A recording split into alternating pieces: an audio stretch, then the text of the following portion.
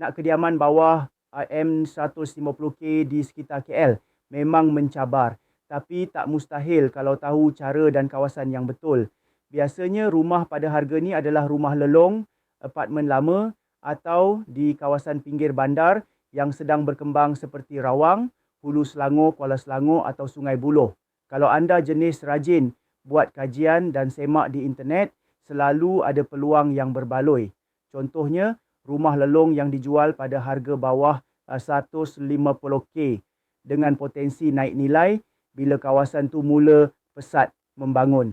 Tapi kena hati-hati juga sebab rumah murah bukan selalu rumah terbaik. Perlu periksa dokumen, lokasi dan potensi masa depan kawasan tersebut supaya anda tak rugi. Nak sertai kelas percuma? WhatsApp saya, insya-Allah saya akan berikan info berkaitan kelas tersebut.